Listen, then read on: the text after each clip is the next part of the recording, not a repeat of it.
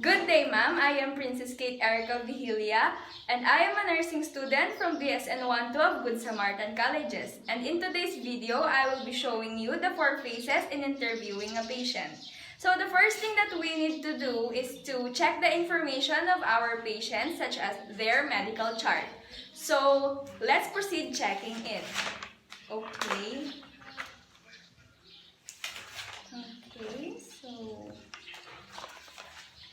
Now that we are done checking the medical chart of our patient, it is now time to wash our hands.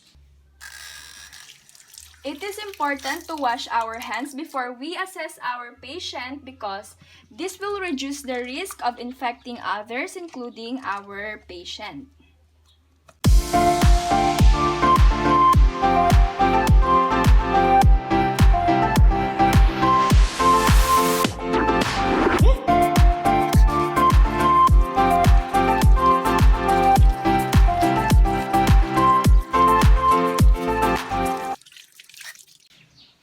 So now that I am done washing my hands, it is now time to meet with our patient in order to do the assessment.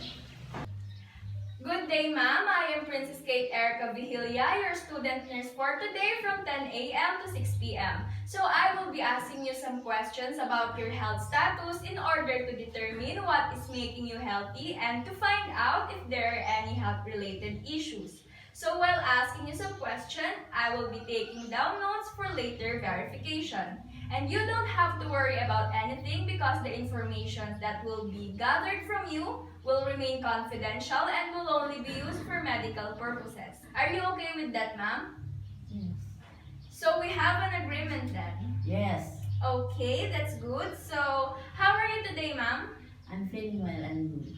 Okay, and would you mind telling me your full name? I am Mrs. Teresita M. Olivares. Okay, and how would you like me, ma'am, to address you? Just call me Mrs. Olivares. Okay, Mrs. Olivares, so how old are you? I am 65 years old. Okay, I am doing this to ensure that I am with the right patient, okay? So, how about your relationship status? I am married. Okay, and where do you live? I live in Banana East, Rizal, Nueva Ecija. And what do you do for a living? I'm just a housewife. Okay, thank you, Mrs. Olivares. So, would you mind telling me what brings you here to the clinic today?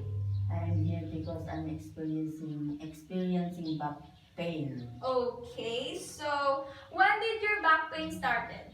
It started 2 days ago. Okay, so how often do you experience back pain? Oftentimes, Okay, so if you would rate the pain that you are feeling from a scale of 1 to 10, with 1 being the least painful and 10 being the most painful, how will you rate it? I rate it 7. Okay, 7. So how long does your back pain last? It lasts for a day. Okay, and what are the events that triggers your back pain? Like, what are you doing at that particular moment when it occurs? It occurs when I'm doing household chores and sweeping the yard, Okay.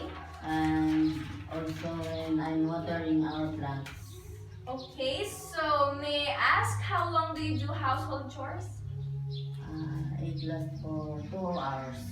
Okay, so if you would describe the pain, what kind of pain are you experiencing? Is it sharp pain? No, Is it throbbing? no, Okay, so is it radiating? yes, Okay, so it's spread across bigger area. yes. Okay, so do you take any medications for your back pain? I'm taking herbal oils and liniment to ease the pain. Okay, so aside from liniments and herbal oils, do you take any other medications? No, Okay, so you are only applying a liniment and an herbal oil in order to relieve the pain, is that correct? yes, Okay, so have you been hospitalized before, Mrs. Olivares? yes, Okay, so have you already undergone surgery? yes. Okay, continue. Because I had ectopic pregnancy that time, so I need to rush to the hospital to have a surgery. Okay, so during your childhood year, did you experience any illnesses? I experienced a fever and measles. Okay, so how about your daily routine? Tell me about it. I'm doing household chores and taking care of my grandson. Okay, so do you take your meals on time? Yes. Okay, so do you exercise? No. Okay, so how's your sleeping pattern? I sleep at about 11 p.m. and I wake up at about 6 a.m. Okay, so do you have any difficulties in hearing or in seeing? I have difficulties in hearing. Okay, so how do you cope up with your stress? I cope up with my stress by just resting and doing nothing. Okay, so Mrs. Olivares, we will just have a recap about the information that I have gathered from you. So you are free to inform me if there are any mistakes. Is that clear? Yes. Okay, so you are Mrs. Olivares, 65-year-old, a resident of Rizal Nueva Ecija that complained for a back pain or a radiating back pain in the lower area, and it occurred 2 days ago, and it's so painful that's why you rated it as 7, and you are using liniments and herbal oils in order to relieve the pain. And you have been hospitalized and undergone surgery before because of an ectopic pregnancy, and during your childhood you experienced fever and measles. And as for your daily routine, you are taking care of your grandson and doing household chores.